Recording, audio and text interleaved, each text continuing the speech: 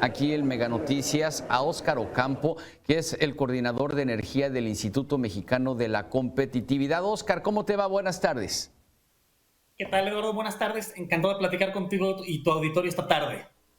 Gracias, igualmente un placer para mí también poder contar contigo, Óscar. A ver, vamos a tratar de poner ya no tanto en perspectiva, puesto que ya se votó la reforma eléctrica, sino lo que viene para nuestro país luego de lo acontecido el día de ayer domingo. ¿Cuáles son tus impresiones, Óscar? Bueno, el voto de ayer fue importantísimo para lo que resta del sexenio y no únicamente en la parte energética, ¿no? Sino en términos generales de la economía mexicana, ¿no? Así es que el voto, sin lugar a dudas, fue muy importante. ¿Y qué sigue?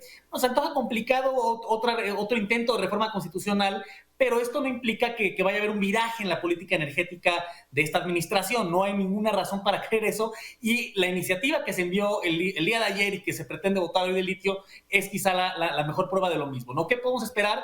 Hay que ver en qué sigue la implementación de la reforma a la ley de la industria eléctrica, que recordemos, la Suprema Corte de Justicia de la Nación hace 2 semanas no declaró inconstitucional, así es que en principio se abre el camino para su implementación, pero al mismo tiempo está la parte de los amparos, así es que bueno, eso va a seguir dando mucho de qué hablar, va a seguir mucho de qué hablar, sin lugar a dudas, lo que suceda hoy en la votación respecto al litio, y en términos generales se antoja poco probable un cambio en la regulación, por ejemplo, a lo que llevamos viendo por lo menos desde finales de 2018. Claro. Óscar, a pesar de que, bueno, 7 ministros votaron a favor de la inconstitucionalidad de la ley, 4 fueron los que lo hicieron en contra. Esto, bueno, pues desde mi perspectiva, quisiera saber tu opinión, pues como tal no se pudiese llegar a declarar ni constitucional ni inconstitucional la ley. Vienen litigios importantes para México. Así es, y quizá un jurista sería más apropiado para responder a eso, pero efectivamente, una mayoría de los ministros votaron a favor de la inconstitucionalidad, pero no la mayoría calificada de 8 ministros que se requiere, porque para declarar una ley inconstitucional se requieren el voto favorable de 8 de los 11 ministros, número que no se alcanzó por muchas razones en la votación de hace 2 semanas, pero al mismo tiempo el hecho de que 7 sí hayan votado a favor de la inconstitucionalidad implica que los amparos, por ejemplo, las empresas o las partes interesadas que busquen un amparo en las Cortes probablemente tengan éxito, porque a pesar de que no se declaró inconstitucional, sí es cierto que la mayoría de los ministros votó a favor de la inconstitucionalidad y por ello se manda un mensaje a los tribunales colegiados, por ejemplo, que serán quienes eventualmente tengan que resolver estos amparos. Claro. Y ahora, desde el punto de vista de la competitividad, Óscar, ¿cómo poder, con lo que tenemos hoy en día, hacer competitivo el sector energético en nuestro país, el sector eléctrico?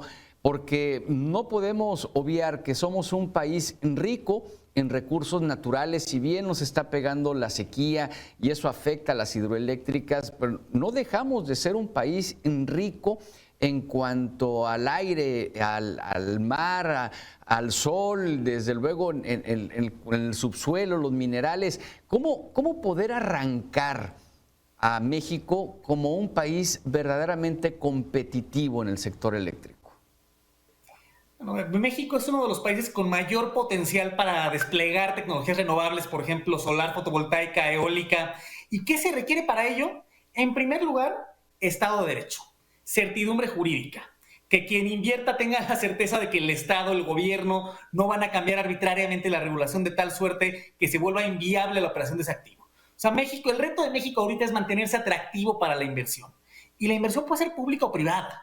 O sea, esta idea de CFE privados es un poco un falso dilema. Lo que hay que pensar es cómo volvernos atractivos para realizar, para llevar a cabo esas inversiones que necesitamos urgentemente en la parte de energías renovables, sí, pero también, por ejemplo, y aquí la CFE es el actor clave, en la parte de la transmisión eléctrica, en las redes eléctricas que actualmente se encuentran saturadas, y si CFE no invierte, nadie más lo va a hacer.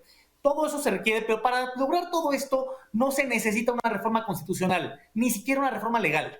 Lo único que se necesita en el fondo es creatividad regulatoria. O sea, los problemas que sí tiene el mercado eléctrico se pueden atender perfectamente desde el ámbito de la regulación. una regulación con visión de largo plazo, no sujeta a los vaivenes políticos, a los ciclos electorales. Eso es lo que en el fondo necesita el mercado eléctrico para que todo lo demás que comentábamos ahorita suceda, para que haya inversión en la parte de renovables, para que haya inversión y planeación en la red de transmisión. El actor clave es la Comisión Reguladora de Energía y también, por supuesto, el operador independiente del sistema, que es el SENACE.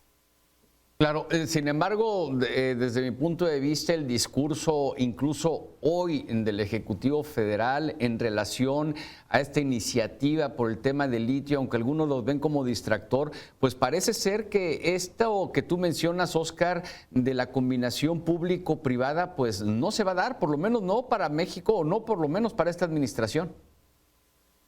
Bueno, el discurso de la actual administración ha sido muy claro en eso y como comentábamos hace unos minutos, es difícil pensar que vaya a haber un viraje en la política energética, pero bueno, que cada momento que pasa, que no se despliegan más tecnologías renovables, que no se despliegan más parques solares, eólicos, pues es en el fondo una oportunidad perdida, porque el cambio climático no nos va a esperar y el cambio climático, todos estamos en ese camión y todos vamos a la misma dirección, así es que México está perdiendo años muy importantes en términos de transición energética, que espero eventualmente se tome ese rumbo.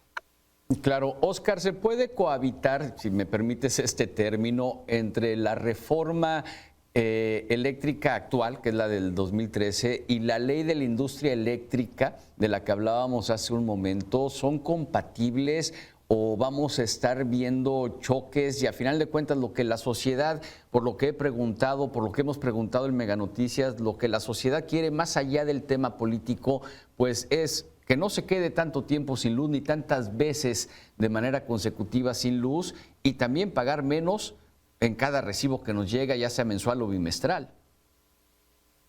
Por supuesto, y en el fondo eso es lo importante, ¿no? ¿Cuánto pagas de luz y si tu suministro es confiable? Eso es lo que nos importa al ciudadano de a pie en temas de electricidad. Ahora, ¿son compatibles los cambios de 2013 con el espíritu de la reforma a la ley de la industria eléctrica del año pasado?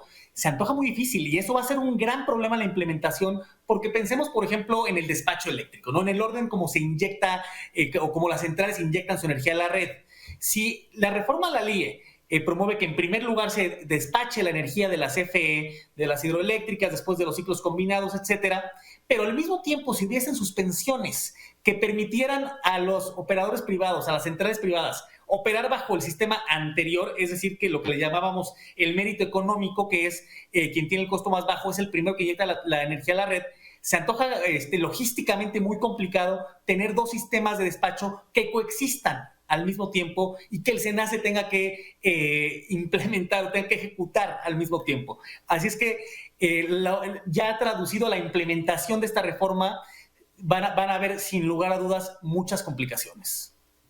Caramba, pues vaya panorama que se viene para nuestro país, pero sobre todo para los consumidores finales que somos pues todos, incluyendo a los políticos. Óscar, como siempre, un placer poder analizar estos temas contigo. Te agradezco mucho el espacio y el tiempo brindado para la audiencia de Mega Noticias.